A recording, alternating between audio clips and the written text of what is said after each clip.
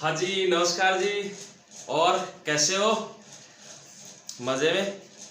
चलो जी, तो हम बात करते हैं आज भूगोल का। एक टॉपिक है और वैसे मैं भूगोल का ही विषय विशेषज्ञ हूँ, तो भूगोल के बारे में अपन चर्चा करते हैं। आज एक टॉपिक है अपना भारत का भूगोल। उसमें भारत के भूगोल में हम चर्चा करेंगे किस टॉपिक की? भारत के भौतिक प्रदेश की। किसकी करेंगे? भारत के भौतिक प्रदेश की। भारत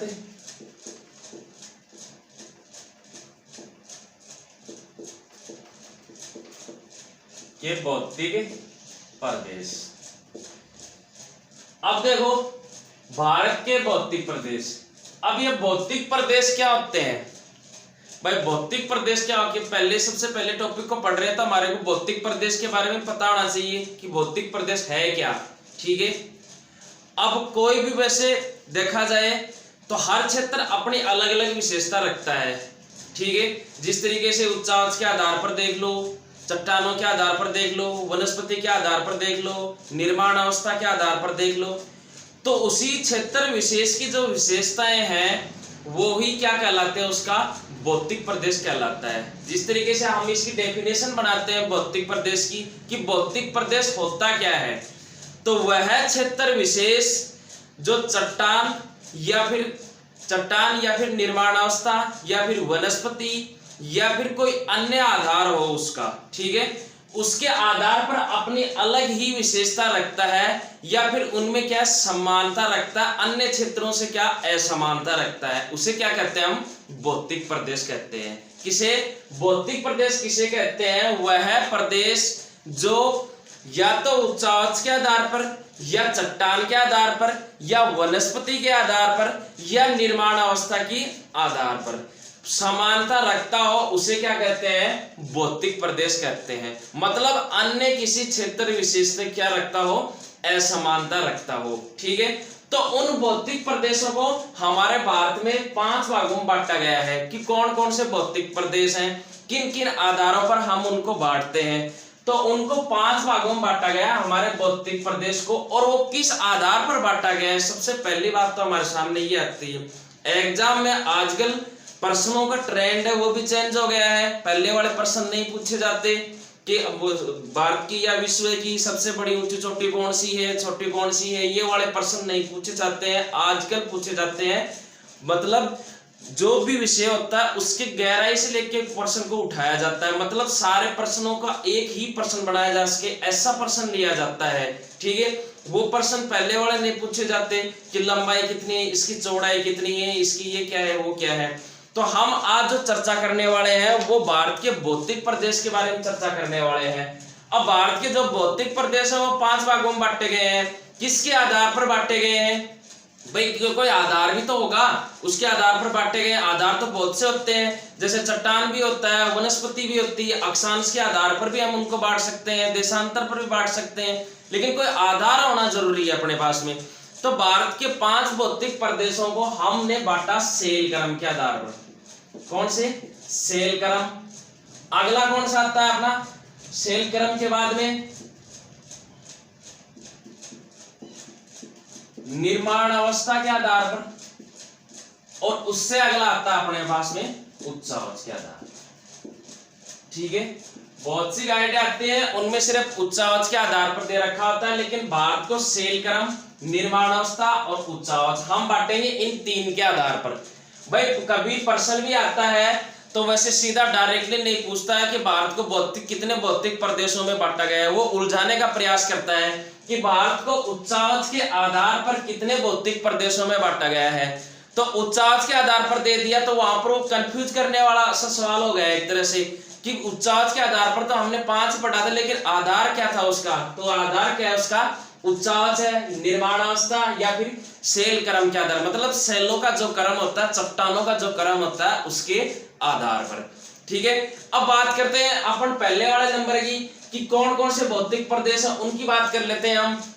पहला आता है उत्तर भारत के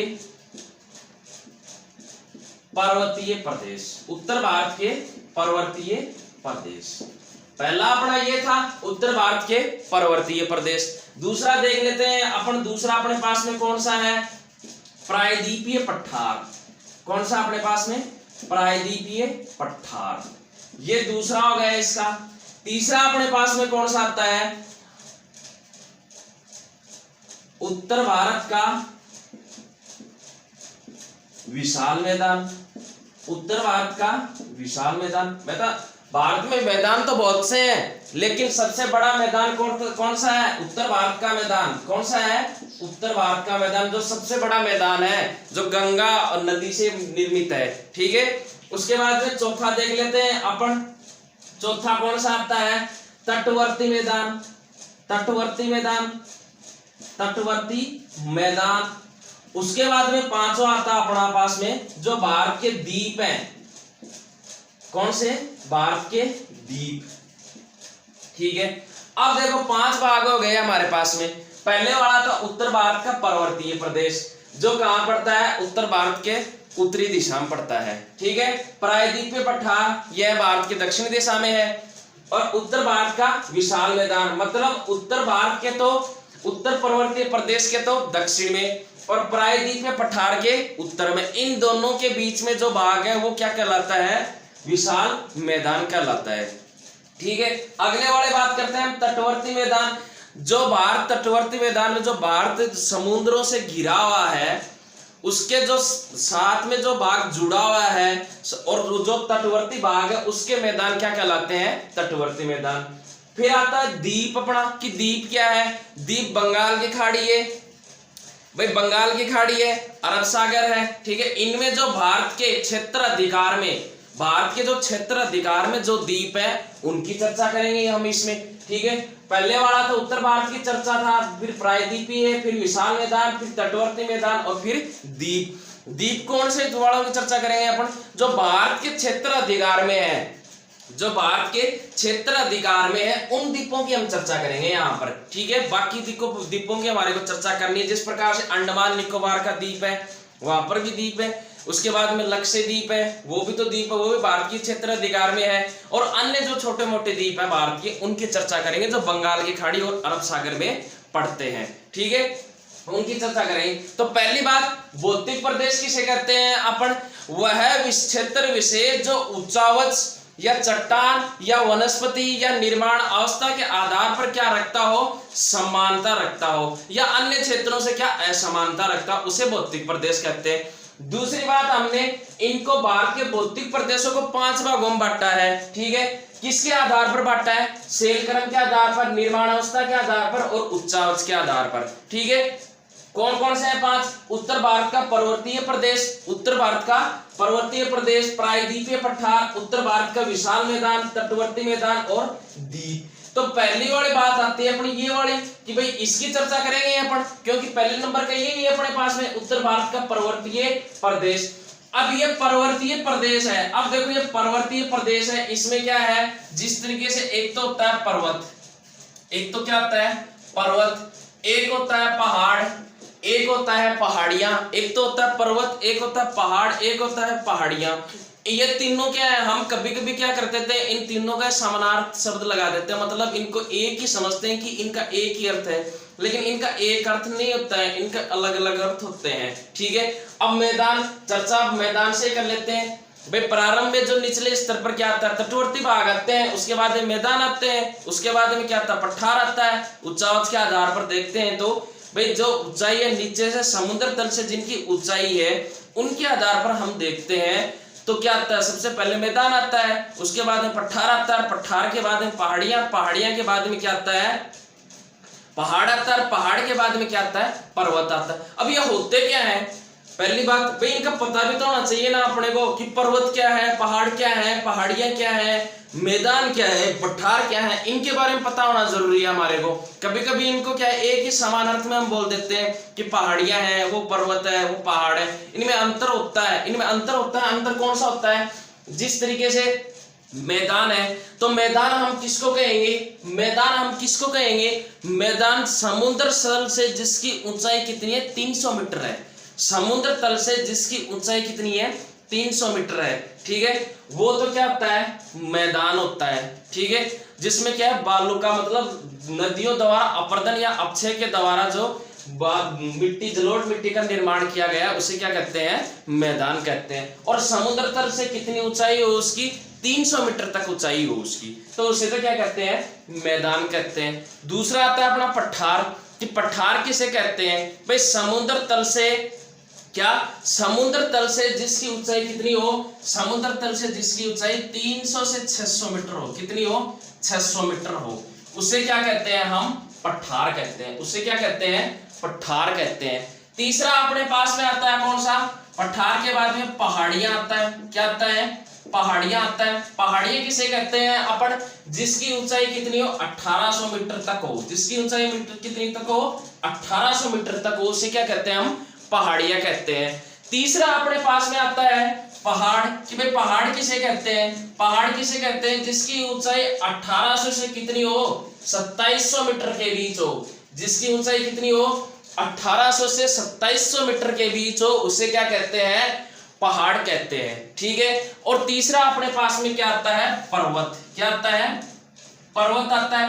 पर्वत किसे कहते हैं, जिसकी ऊंचाई कितनी हो अपने पास में, 300 मीटर से अधिक हो, कितनी हो, 300 मीटर से जिसकी ऊंचाई कितनी हो, सॉरी 2700 मीटर से जिसकी ऊंचाई क्या हो, अधिक हो, उसे क्या कहते हैं, पर्वत कहते हैं। तो मैदान, पठार, पठार क्या है भाई, जिसकी ऊंचाई कितनी हो, 300 से 600 मीटर के बीच में हो, और उसका ऊपरी जो भाग है वो क्या हो, समतल होता है, पथरीला होता है, उसे क्या कहते हैं, पठार कहते हैं। फिर पहाड़ियां, पहाड़ियां किसे कहते हैं, जिनमें क्या होता है, शिखर नहीं होते हैं, जिसमें चोटियां नहीं होती, नए के बराबर होती है जिसमें चोटियां, ठीक है, उसे क्या कहते हैं, पहाड़ियां कहते हैं। इसकी ऊंचाई कितनी होनी चाहिए, 600 से 1800 मीटर के बीच में समुद्र तल से इसकी ऊंचाई होनी चाहिए। फिर बात आती है अपनी पहाड़ की, कि पहाड़ किसे कहते हैं, जिसकी ऊंचाई कितनी हो, जिसमें क्या हो, एक आधी क्या हो, शिखर हो, चोटियां हो, एक आधी, एक दो दो चार, एक दो चोटियां हो, उसे क्या कहते हैं, पहाड़ कहते हैं। अब इसकी ऊंचाई कितनी होनी चाहिए, समुद्र तल से 1800 से 2700 मीटर के बीच में जिसकी ऊंचाई होती है, उसे क्या कहते हैं, पहाड़ कहते हैं। तीसरा अपने पास में आता है पर्वत, ठीक है। अब पर्वत आता है तो हमने यहाँ पर क्या लिखा, पर्वतीय, भाई पर्वतीय प्रदेश लिखा है अपन ने यहाँ पर, तो पर्वतीय प्रदेश का मतलब भी तो पता होना चाहिए कि ये पर्वतीय प्रदेश है, ये है क्या, पर्वतीय प्रदेश है, ये है क्या। तो पर्वतीय प्रदेश किसे कहते हैं, जिस पर्वतीय प्रदेश में क्या हो, जिस पर्वतीय प्रदेश में अधिक से अधिक क्या हो, चोटियां हो, शिखर हो, ठीक है। जिस प्रकार से पर्वतीय हिमालय पर्वत है तो उसमें काफी चोटियां हैं, माउंट एवरेस्ट है, गार्डन ऑस्टिन है, ठीक है, कंचनजंगा है, अनेक प्रकार की चोटियां हैं, ठीक है। तो उसमें तो ये हो गया पर्वत। अब इस पर्वत की ऊंचाई कितनी होनी चाहिए अपने पास में, पर्वत की ऊंचाई अगर 2700 मीटर से अधिक है, उसे क्या कहते हैं, पर्वत कहते हैं। दोबारा समझो एक बार उच्चावच के आधार पर, मैदान की ऊंचाई कितनी होनी चाहिए, समुद्र तल से 300 मीटर तक होनी चाहिए। पठार की ऊंचाई कितनी होनी चाहिए, पठार कब कहलाएगा वो, जब समुद्र तल से 300 मीटर से 600 मीटर के बीच होता है, तो उसे क्या कहते हैं, पठार कहते हैं। पहाड़ियां किसे कहते हैं, जब समुद्र तल से क्या हो, 1800 से कितनी हो, 2700 मीटर के बीच हो, उसे क्या कहते हैं, पहाड़ियां कहते हैं, उससे क्या कहते हैं, पहाड़ कहते हैं। और तीसरा चौथा अपने पास में क्या है, पर्वत है। पर्वत किसे कहते हैं, जब उसकी ऊंचाई कितनी हो, 2700 मीटर से अधिक हो, तो उसे क्या कहते हैं, पर्वत कहते हैं। अब ये बात तो पर्वत वाली तो अपने क्लियर होती है भाई, हिमालय जो पर्वतमाला है, हिमालय जो पर्वत श्रेणी है, मैंने ये नहीं कहा कि हिमालय पर्वत, मैंने कहा हिमालय श्रेणी, मतलब हिमालय में कई ऐसी श्रेणियां हैं, हिमालय एक मुख्य ही भाग का नाम है, बाकी श्रेणियों का नाम अलग अलग नाम है, जैसे लघु हिमालय है, मध्य हिमालय है, शिवालिक हिमालय है, ट्रांस हिमालय है, तो इनकी अलग अलग नाम होते हैं इनके, ठीक है। तो मुख्य श्रेणी का नाम ही सिर्फ हिमालय है और बाकी का नाम क्या है, अलग अलग है। तो अनेक श्रेणियों से बना हुआ क्या है, ये पर्वतीय प्रदेश है ये, ठीक है। इसलिए मैं इसको चाहता तो यहाँ पर हिमालय पर्वतीय प्रदेश भी लिख सकता था, लेकिन मैंने हिमालय पर्वतीय प्रदेश नहीं लिखा। क्यों नहीं लिखा, क्योंकि जो हिमालय प्रदेश ये उत्तरी भारत का पर्वतीय प्रदेश है, इसमें सिर्फ एक ही पर्वत का नाम, मुख्य जो पर्वत है उसका ही नाम हिमालय पर्वत है, बाकी का नाम हिमालय नहीं है। बाकी का नाम हिमालय नहीं है, बाकी का नाम अलग अलग, जैसे शिवालिक पर्वत है, ट्रांस हिमालय है, इस तरीके से उनका नाम क्या अलग अलग है। अब देखो पर्वत की बात करते हैं। पर्वत किसे कहते हैं? जिसकी ऊंचाई कितनी होती है? 2700 मीटर से अधिक होती है, उसे पर्वत कहते हैं। तो ये बात होती है अपनी क्लियर कि भाई मैदान किसे कहते हैं, पठार किसे कहते हैं, पहाड़ किसे कहते हैं, पर्वत किसे कहते हैं। अब मैं बार बार एक ही शब्द बोल रहा हूँ, समुद्र तल, समुद्र तल, समुद्र तल। आप पूछोगे सर ये समुद्र तल है, इसकी अगर ऊंचाई नापते तो ये भी तो नापी जाती है, कहाँ से नापी जाती है? तो भाई ये चेन्नई से नापी जाती है। चेन्नई जो अपना शहर है चेन्नई, वहां से इसकी समुद्र है, वहां से समुद्र तल की भारत की जितनी भी ऊंचाइयां नापी जाती है, उनकी कहां से नापी जाती है? चेन्नई से नापी जाती है। और चेन्नई से इनको नापते नापते लिख करके आते हैं। तो अब मैदान की 300 है, पहाड़ी में पठार की 600 मीटर तक होनी चाहिए, और पहाड़ियों की 1800 मीटर तक होनी चाहिए, और पहाड़ की 2700 मीटर तक होनी चाहिए। और बात आती है अपने पर्वत की, पर्वत 2700 मीटर से अधिक ऊंचा हो तब वो क्या कहलाता है? पर्वत कहलाता है। यहां तक तो अपनी बात क्लियर होती है कि भाई मैदान किसे कहते हैं, पठार किसे कहते हैं, और आपके पर्वत किसे कहते हैं, पर्वतीय प्रदेश की। ठीक है, ये बातें तो क्लियर होती है। अब इनका क्षेत्रफल भी तो होगा भारत में कि भाई कितना कितना क्षेत्रफल है इनका भारत में, ये भी तो हमारे को पता होना चाहिए भाई, ये भी तो हमारे को पता होना चाहिए कि कितना क्षेत्रफल है इनका भारत में। तो कितना क्षेत्रफल? उत्तर भारत का पर्वतीय प्रदेश, इसका कितना क्षेत्रफल है? 16% क्षेत्रफल भाग को घेरे हुए है। कितने प्रतिशत भाग को घेरे हुए? भारत के 16% भाग क्षेत्र को घेरे हुए है। ठीक है, उसके बाद में अगला आता है अपने पास में प्रायद्वीपीय पठार, कि भारत के कितने प्रतिशत क्षेत्रफल पर प्रायद्वीपीय पठार का विस्तार है। तो कितने क्षेत्रफल पर प्रायद्वीपीय पठार का विस्तार है? 28% क्षेत्रफल पर प्रायद्वीपीय पठार का क्या है? विस्तार है। फिर आता है तीसरे नंबर का अपने पास में कि उत्तर भारत का विशाल मैदान भारत के कितने प्रतिशत भूभाग पर है। तो कितने प्रतिशत भूभाग पर है? ये अपना 43% भूभाग पर है। फिर आता है उसके बाद में तटवर्ती मैदान और द्वीपें। अब इनमें से जितने बाकी के बच गए वो दोनों किसमें आते हैं? इनमें। इनका कोई फिक्स नहीं होता है। इनका देखो फिक्स क्यों नहीं होता है? तटवर्ती मैदान है और ये द्वीप है। तो तटवर्ती जो मैदान होते हैं उनमें क्या होता है? समुद्र की जो लहरें होती है वो क्या करते हैं? काट जाट करती रहती है। जिस प्रकार से कोई तूफान आ गया तो वो किसी बड़े भूभाग को क्या है? समुद्र में अपने साथ में ले जाता है। तो इनके प्रतिशत वो फिक्स नहीं होता है। ठीक है, वैसे देखा जाए तो इनको जोड़ देते हैं 16 और 20 28, मतलब 13-14% के करीबन इनका भाग होता है। तो देखो उत्तर भारत का पर्वतीय प्रदेश कितने प्रतिशत भाग पर है? 16% भाग के लगभग है। वैसे 16.3% आएगा, 16.3%। उसके बाद में प्रायद्वीपीय पठार है वो कितने प्रतिशत भाग पर है? 28% भाग पर है। उसके बाद में उत्तर भारत का विशाल मैदान है वो कितने प्रतिशत भाग पर है? 43% भाग पर है। प्रश्न यहां से बढ़ता है कि भारत का ऐसा कौन सा भौतिक प्रदेश है जो सर्वाधिक भारत के क्षेत्रफल पर फैला हुआ है? तो वो कौन सा है? भारत का विशाल मैदान, जो कितने प्रतिशत भूभाग पर फैला हुआ है? 43% भूभाग पर फैला हुआ है। यहां तक बात अपनी क्लियर होती है। अब देखो पर्वत होता है वहां पर पहाड़ियां भी होगी, पर्वत होता है वहां पर पहाड़ियां भी होगी। क्यों? ये थोड़ी ना है कि प्रारंभ में ही पर्वत अगर शुरू हो गया तो उसकी सीधी ऊंचाई चली जाती है फिर वो पर्वत हो जाता है, ऐसा तो होगा नहीं भाई। धीरे धीरे वो क्या है? धीरे धीरे उसकी क्या है? ऊंचाई है वो बढ़ती जाएगी। तो जिसका जो 2700 मीटर से नीचे वाला भाग है, ठीक है, वो तो हो जाएगा पहाड़, और 1800 मीटर से नीचे वाला भाग है वो कितना हो जाएगा अपने पास में? पहाड़ियां हो जाएगा। ठीक है भाई, पर्वत में पहाड़ और पहाड़ियां भी तो मिल सकती हैं। ये थोड़ी ना है कि वो प्रारंभ में शुरुआत से स्टार्टिंग होते ही उसकी वो 2700 मीटर से ही अधिक ऊंचा होगा, बिल्कुल नहीं होता ऐसा।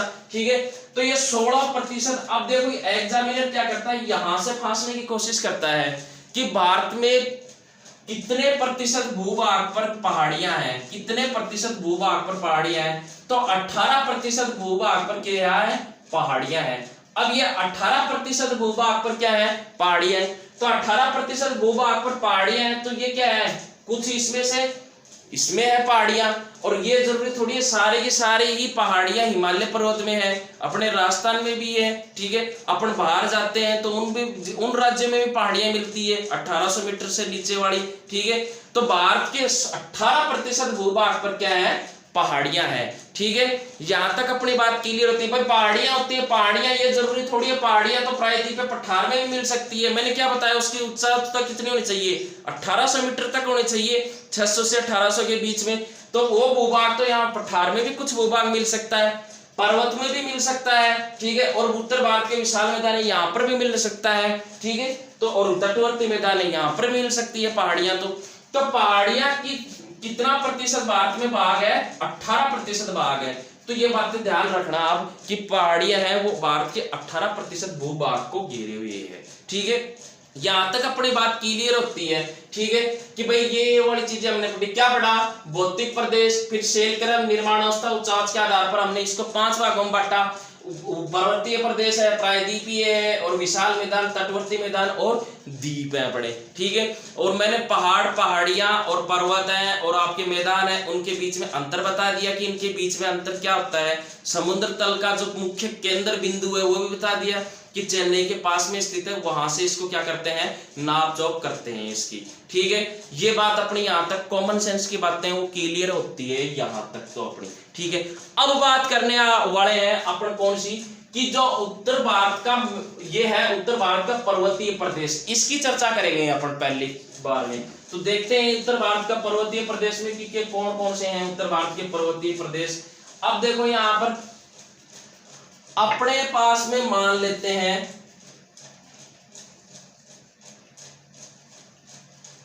ये अपने भारत का नक्शा है, ये अपने भारत का क्या है, नक्शा है। ठीक है, ये अपना भारत है। ठीक है, अब इसमें इसकी ऊपर वाली दिशा कौन सी होगी, उत्तर होगी, नीचे वाली दक्षिण होगी, इधर वाली कौन सी होगी, इसकी पश्चिम होगी, उधर वाली दक्षिण होगी। हाँ, एक बात और मेन बात है वो कि थार, सर आपने थार का मरुस्थल नहीं जोड़ा इसमें, तो भैया जो थार का मरुस्थल है वो उत्तर भारत के विशाल मैदान का ही एक भाग है, थार का मरुस्थल। तो थार का मरुस्थल इसमें नहीं होगा, ये बात ध्यान रखना। ठीक है, थार का मरुस्थल इसमें नहीं होगा। अब देखो अपन बात करते हैं, पहले वाले नंबर की बात कर लेते हैं कि उत्तर भारत का पर्वतीय प्रदेश। भाई उत्तर का पर्वतीय प्रदेश की बात करते हैं अपन, पर्वतीय प्रदेश की बात करते हैं अपन। ठीक है, तो पर्वतीय प्रदेश देख लेते हैं कहां से कहां तक फैला हुआ है। ये अपनी जा रही है यहां से सिंधु नदी। ठीक है, ये अपने पास में यहां पर क्या है, ब्रह्मपुत्र नदी। ठीक है, भाई ये दो नदियां हो गई अपने।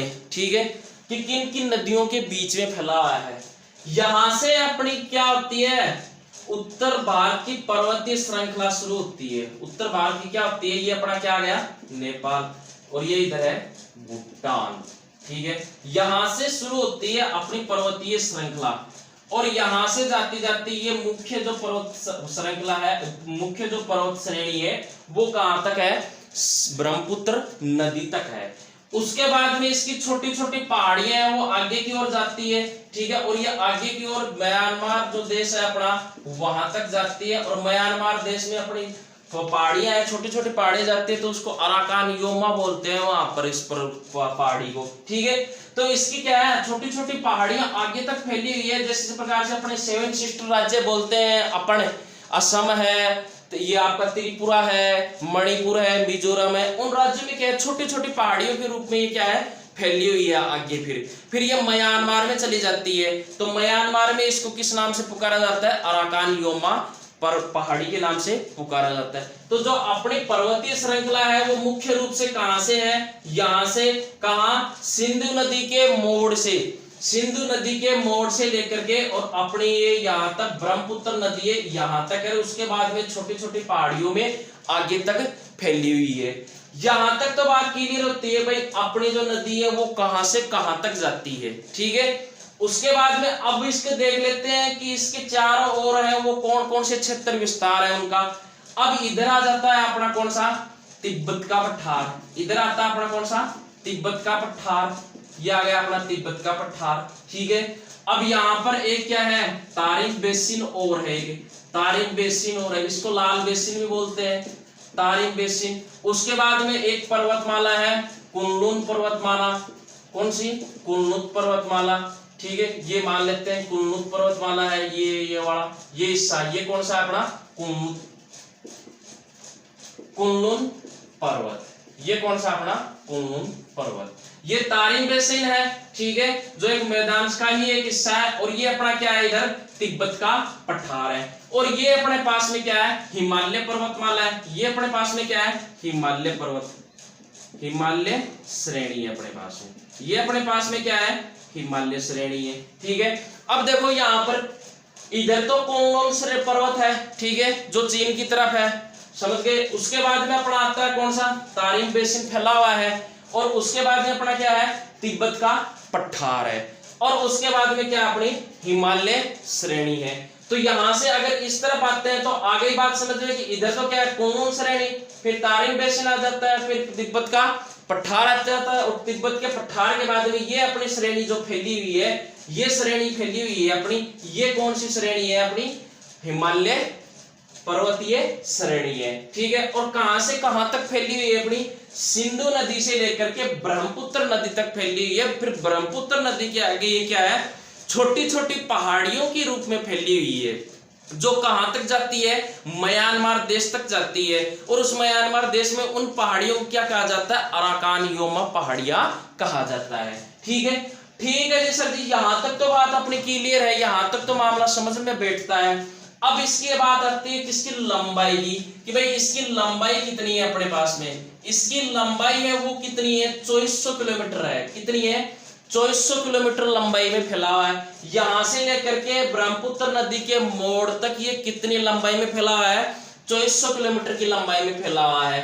अब आती है बात दूसरी, लंबाई हो गई तो चौड़ाई भी बताएंगे अपन, ठीक है भाई। चौड़ाई क्या है, आप इसकी चौड़ाई देखते हैं अपन। तो इसकी चौड़ाई अपने पास में देखो, चौड़ाई है वो औसत में तो मिलती है कितनी, चौड़ाई औसत में तो मिलती है कितनी अपने पास में, औसत में तो मिलती है 250 से 300 मीटर के बीच में, 250 से 300 मीटर के बीच में, ठीक है भाई। 250 से कितने मीटर के बीच में, 300 मीटर के बीच में मिलती है, ठीक है। औसत है कितनी है, औसत चौड़ाई है इसकी, ठीक है। अब ये यहां से यहां तक फैली हुई है, तो इसकी चौड़ाई जो इस तरफ है, इस तरफ इसकी चौड़ाई घट जाती है। और कितनी हो जाती है इसकी चौड़ाई, 160 हो जाती है। कितनी हो जाती है, 160 किलोमीटर हो जाती है, ठीक है। उसके बाद में अगले वाला इधर आते हैं, तो इधर कितनी हो जाती है, 400 के लगभग हो जाती है, ठीक है, 400 किलोमीटर। तो इस तरफ तो इसकी चौड़ाई क्या है, घट जाती है। और इस तरफ इसकी चौड़ाई क्या है, बढ़ जाती है। भाई इस तरफ जम्मू कश्मीर की तरफ तो इसकी चौड़ाई कितनी है, 400 किलोमीटर है। और इस तरफ इसकी कितनी है, 160 किलोमीटर है, ठीक है।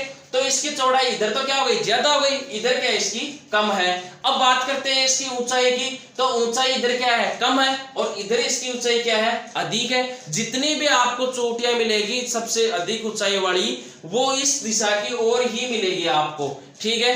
उस इस दिशा की ओर आपको ना के बराबर चोटियां मिलेगी तो भी कोई एक दो मिलेगी, वरना इधर क्या है इसकी ऊंचाई बढ़ती जाती है। इधर से इसकी ऊंचाई क्या है, बढ़ती जाती है, इधर से इसकी ऊंचाई बढ़ती हुई जाती है। तो इधर तो इसकी ऊंचाई बढ़ेगी, लेकिन चौड़ाई क्या है, घटेगी। इधर इसकी ऊंचाई है वो क्या होगी, घटेगी। और चौड़ाई क्या है, बढ़ेगी। तो इधर तो इसकी 400 है, इधर कितनी है इसके पास, 160 है, ठीक है। औसत चौड़ाई की बात करते हैं, तो औसत चौड़ाई इसकी 250 से 300 के लगभग इसकी क्या है, औसत चौड़ाई है। ये बात भी हो गई अपनी, लंबाई चौड़ाई वाली बात भी हो गई। फिर आती है ये भाई, अगर ये पर्वतमाला है तो ये कितने देशांतरों के मध्य फैला हुआ है, तो ये फैला हुआ है 22 देशांतर के मध्य। कितनी देशांतर के मध्य फैला हुआ है, ये 22 देशांतर के मध्य फैला हुआ है, ठीक है। यहां से और यहां तक कितनी देशांतरों के मध्य फैला हुआ है, 22 देशांतरों के मध्य फैला हुआ है। तो देशांतर आते हैं वहां पर अक्षांश भी आएगी भाई, जहां पर लंबाई आती है वहां चौड़ाई आती है। तो जहां पर देशांतर आएगी वहां पर अक्षांश भी आएगी। तो अक्षांश, कितनी अक्षांश के बीच में ये फैला हुआ है, कितनी अक्षांश के बीच में फैला हुआ है, ये 14 अक्षांशों के बीच में ये क्या है, फैला हुआ है, ठीक है। अब देखो यहां तक अपने बात क्लियर हो चुकी है। क्या मैंने क्या बताया, हम बात कर रहे हैं उत्तर भारत की पर्वतीय प्रदेश की। उत्तर भारत के पर्वतीय प्रदेश में हमने भी ये भारत का अपने पास में नक्शा है एक तरह से, ठीक है। अब इस नक्शे में हमने बात की थी कि इसकी कौन कौन सी दिशा में कौन कौन से प्रदेश हैं, ठीक है।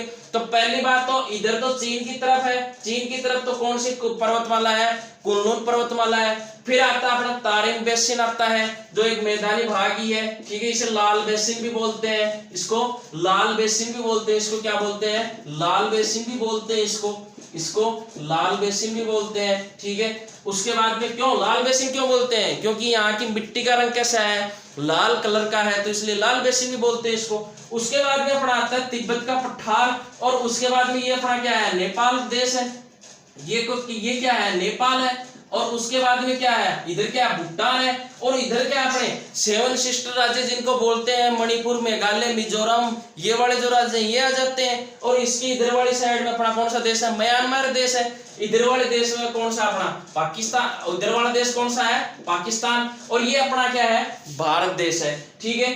तो ये देखो यहाँ पर तिब्बत का पठार है, नेपाल है, भूटान है, ये इसकी स्थिति है। इन स्थितियों के बीच में, इन देशों के बीच में, इन क्षेत्रों के बीच में हिमालय का क्या है, विस्तार है, ठीक है। अब हिमालय पढ़ रहे हैं तो हम हिमालय का पता होना चाहिए। मतलब हिमालय का मतलब हिम प्लस आल्य, हिम का जो घर है, जहां पर क्या है, बर्फ रहती है, सदाबहार, सदा प्रतिवर्ष बर्फ गिरती रहती है, वहां वो किसे कहते हैं, हिमालय। हिम प्लस आल्य, हिम का मतलब हिमालय का घर। यहां तक अपनी बात क्लियर हो गई थी। फिर उसके बाद में इसकी लंबाई कितनी है अपने पास में, इसकी लंबाई अपने पास में 2400 किलोमीटर है। इसकी चौड़ाई की बात की थी हमने, तो इसकी औसत चौड़ाई 250 से 300 किलोमीटर है। और इसकी अगर चौड़ाई की पूर्व दिशा की ओर बात करते हैं, तो पूर्व दिशा की ओर इसकी चौड़ाई कितनी है, 160 किलोमीटर, जो अरुणाचल प्रदेश में इसकी 160 किलोमीटर चौड़ाई। उसके बाद में अगली बात आती है अपनी, ये जम्मू कश्मीर की तरफ आता है, जम्मू कश्मीर की तरफ इसकी चौड़ाई कितनी है अपने पास में, 400 किलोमीटर। फिर आता है देशांतर, भाई कितने देशांतरों के मध्य फैला हुआ है, तो ये 22 देशांतरों के मध्य फैला हुआ है। फिर आता है अपने अक्षांशों वाली बात, कि कितने अक्षांश के बीच में फैला हुआ है, तो 14 अक्षांशों के बीच में फैला हुआ है। अब ये तो होती है इसके आसपास की, इसकी संरचना की बातें, ठीक है। और बाकी इसकी जो, अब देखो अक्षांश की बात हमने कर ली, तो अक्षांश जो 23.5 डिग्री कर्क रेखा है, 23.5 डिग्री अपने पास में, ये यहां से कर्क रेखा जा रही है, मान लेते हैं यहां से कर्क रेखा जा रही है, ठीक है। ये अपने पास में कर्क रेखा जा रही है। अब इस कर्क रेखा ये कितने डिग्री पर खींची जाती है, 23.5 डिग्री पर खींची जाती है। तो इसके इधर वाला हिस्सा तो उष्ण अक्षांशों में आता है, भाई किन अक्षांशों में आता है, उष्ण में। और इधर वाला आ जाता है किसमें, उपोष्ण अक्षांश में। तो ये पर्वत श्रेणी है, वो किन अक्षांशों में है, उपोष्ण अक्षांशों में फैली हुई है। तो ये पर्वतमाला किसमें, उपोष्ण अक्षांशों में। अब बात आती है इसकी वनस्पति की, हम बात कर लेते हैं कि इसकी वनस्पति किस तरह की मिलती है। तो इसकी वनस्पति कैसी मिलती है, शीतोष्ण वनस्पति मिलती है इसकी, भाई शीतोष्ण वनस्पति मिलती है इसकी, ठीक है। ये बात भी आ गई अपने समझ में, ठीक है भाई।